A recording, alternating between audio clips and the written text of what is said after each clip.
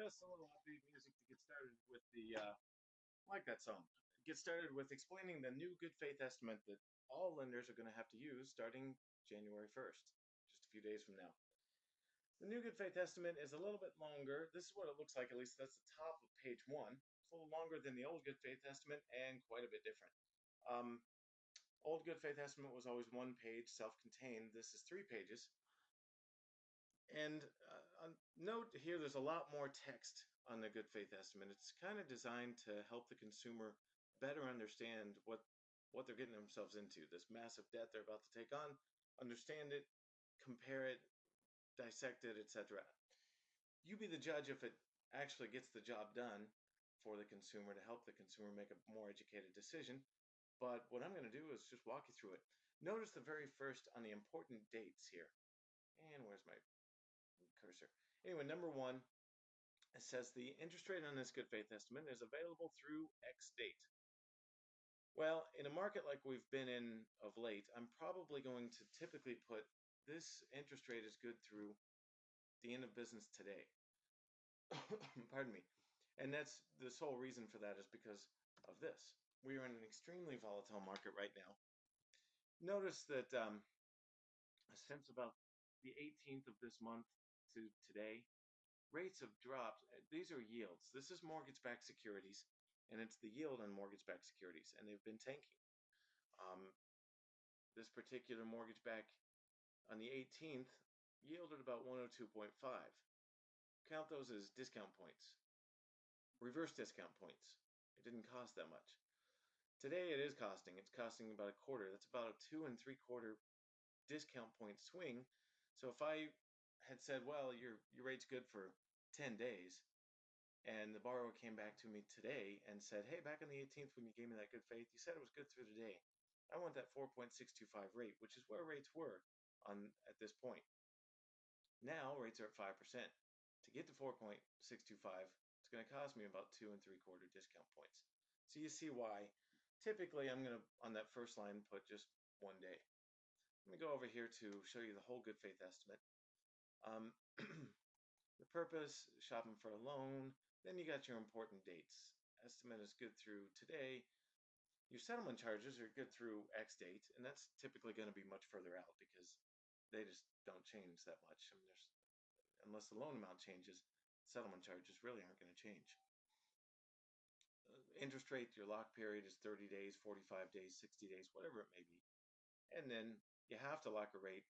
I'm going to put 5 days before settlement just because we have to get a closing package out in a timely manner, so can't get the package out so the rate's locked. So I'll probably put 5 days there. Summary of your loan. This is just an overview of what type of loan it is. Your loan amount is X, 300,000, whatever it may be. The loan term is 30 years, 15 years, and your interest rate.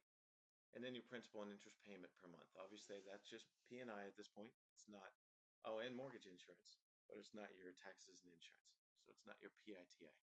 Not yet, anyway. Actually, not ever. It's not on this good faith estimate. Can your interest rate rise? Well, if it's a fixed rate mortgage, no. If it's an ARM, an adjustable rate, then yes. And what's the maximum? This is where you put in the not the margin, the caps. Sorry. If you have a 5/1 ARM starts at 5% with 5/25 caps, well, your max interest rate could be 10% once it begins adjusting, etc. I won't go through all this. These were all in disclosures before. Now they're just self-contained on the good faith estimate.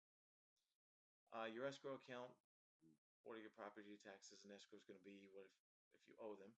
Or do you escrow or do you waive escrows? And here is kind of a scary number for most buyers. They're going to look at origination charges plus, other settlement charges. A plus B is just one big, here's your settlement charges, without breaking them down too much. It does break them down a little on page 2. Not as much as before, but it gets there. So the origination charge is broken out. These are lender fees here. These are our fees, if you will. But then everything else is kind of lumped in together as one figure. Your discount points, if any, are being paid. Your underwriting, your appraisal, your processing fee, etc. All those are just lumped in together. So And I'm not a big fan of paying points, except in the case where the seller pays the points. Sometimes it can be a win-win. Instead of drastically reducing that home price, well, take some of that, what you would have reduced it, a portion of it, and buy that rate down permanently. It could save the buyer thousands of dollars over the life of that loan and not reduce the home price as much. So in those cases, we've talked about that. With most referral partners, I've gone through that strategy and I like it. Well, here it's all lumped in together if the seller is paying those points. And then you have other settlement charges. This is where your attorney fees come in, your lender's title insurance, your owner's title insurance, government recording charges, transfer taxes, state taxes, etc. And on top of it, your escrow account fees, setting up that escrow account. So that's all lumped in together. Whereas before you would, the old good faith estimate at this point would break that out into separate charges. Here's your settlement charges or your closing costs. And over here is your escrow account that you're setting up. Well, this kind of puts it all together in one lump sum right down here. Sorry, I'm obviously using a mouse on a laptop and that's hard to draw with. So going on to page 3, settlement charges can increase at settlement. Okay, this just kind of tells the borrower what can increase and what won't. Well, the lender fees basically just can't, and they don't anyway. My lender fees are always right on. However, other settlement charges like the attorney's fees, the title insurance, etc., can't go up by more than 10% at settlement, which is why we need to work very, very closely with the attorneys that we use. And we've been in contact with all of them. We're strategizing how best to do this. But what happens if they go up by, say, 12%? What happens is we have to redisclose, wait 4 days, and we can't close until we've redisclosed and waited 4 days. Which in a purchase situation, you can imagine what sort of headache and heartache that could bring. So we have to be very careful now with those charges right up front. And again, I'm working with the attorneys that we work with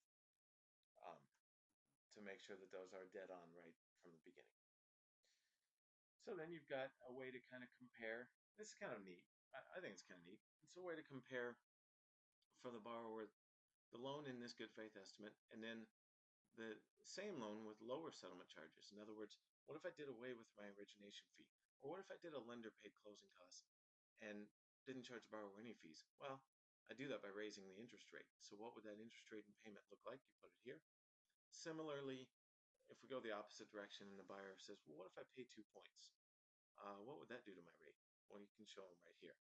And then they've got this nifty little thing to compare loan terms, which I think is going to be a little confusing for some because of this box up here.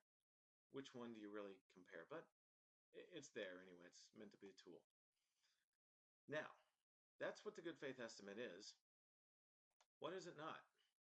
Well, do you see anything lacking here? I see lacking seller paid closing costs. There's no place to put what the seller's paying. So let's say the total settlement charges are $8,000, but the contract states that the seller is paying $5,000 in seller paid closing costs. There's no place to put that and actually show the borrower what's really happening there. So we're just going to have to walk them through it. I have created actually a kind of an addendum to the good faith estimate that does show that and one other important feature or number that is highly important, which should be here and it's not, which is total cash to close. Settlement charges minus what the seller's paying plus your down payment. How much cash am I going to need to bring to closing? It's not on this good faith estimate. So if it's an FHA loan, they need 3.5% down. You kind of have to just tell them that. And they can make notes and jot it down here. But I have created that addendum to this good faith for that reason, because ultimately, at the end of the day, that's the most important number for most buyers. What do I need to close? How much cash do I really need to close? And that's got to be right on, or you get not a happy buyer at the end of the day.